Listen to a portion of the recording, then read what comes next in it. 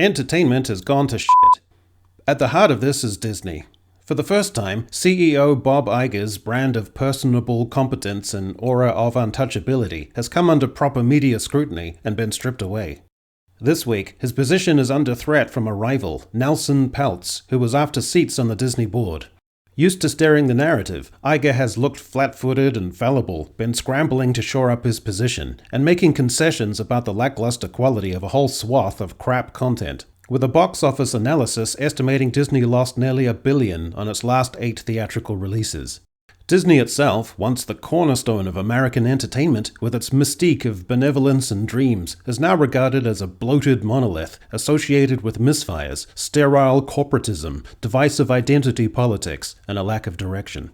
Ahead of a week of high-stakes confrontation, if I were a Disney shareholder, these are the 10 questions I would put to Bob Iger. 1. Do you think mainstream audiences want to see Peter Pan and Indiana Jones getting punched out by chicks? 2. Why, on your watch, did you hire and enable so many writers who are identity junkies, disproportionately emphasizing gender, sexuality, DEI, and representation, while de-emphasizing originality and creativity, cynically co-opting and deconstructing franchises, and indulging themselves unchecked, leading to the Disney brand being dragged off its pedestal and into the mire of the culture wars? 3. Why don't you have the balls to fire Kathleen Kennedy?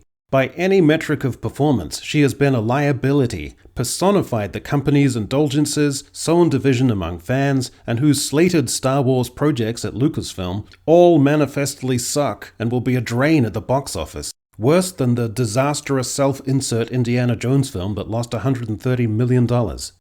4. Why is your company's writing practically at the level of fan fiction? Your company has the means to attract writers of the highest caliber, mavericks, visionaries, soulful creatives with an aptitude for creating magic on the page. How is it possible that practically all your content during the second phase of your tenure features the dullest, most derivative and spiritless writing imaginable? Tropes, self-inserts, messaging, too many underdeveloped and interchangeable characters, insipid dialogue, and undramatic stakes. 5.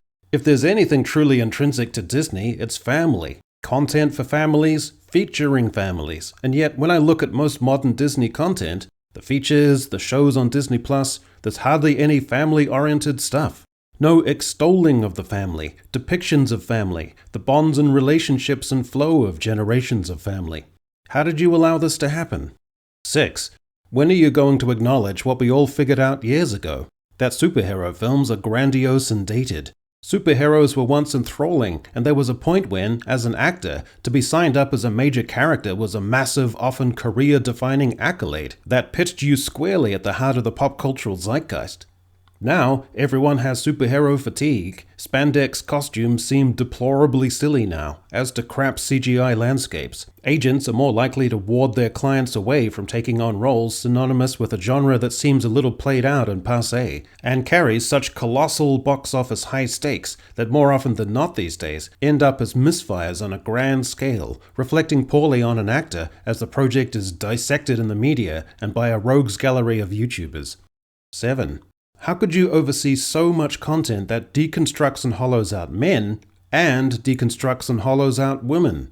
Everyone hated the emasculation and embitterment of heroes like Indiana Jones and Han Solo and Luke Skywalker.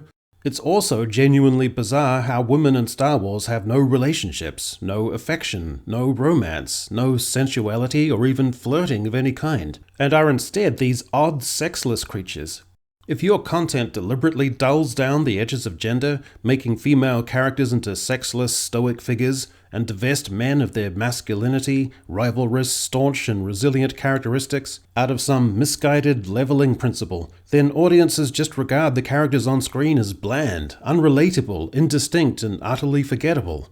By and large, people appreciate gender difference, and the ways in which men and women complement each other. Social constructivism is the idea that gender doesn't really exist in any meaningful, inherent way. Gender roles are socially constructed in order to create and sustain structures of power in society.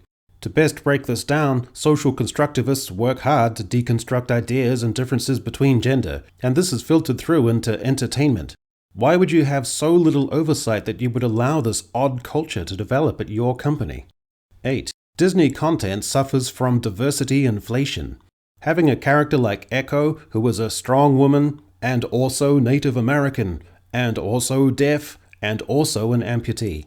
Once you pass a certain threshold, your character doesn't seem real or credible. What are you going to do to rein in the absurd indulgences of diversity inflation? 9. Why are you contributing to the remake epidemic?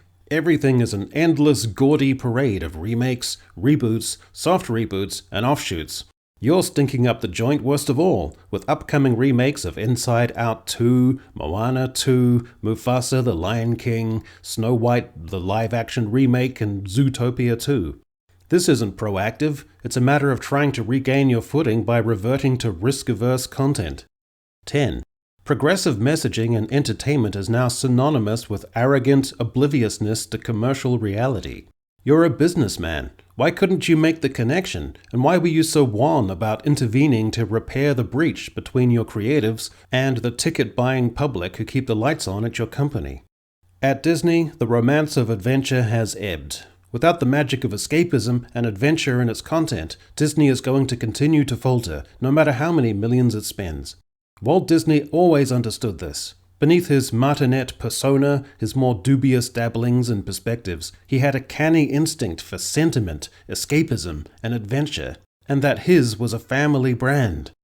Bob, you might get through this confrontation with Nelson Peltz and his Trian partners, but you're the one who let the fox into the henhouse.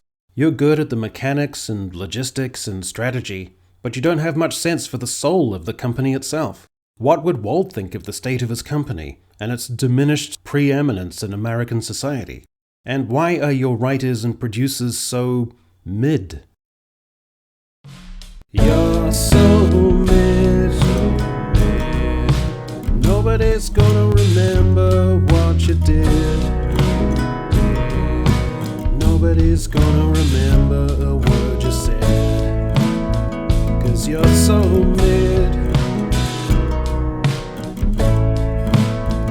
'Cause you're so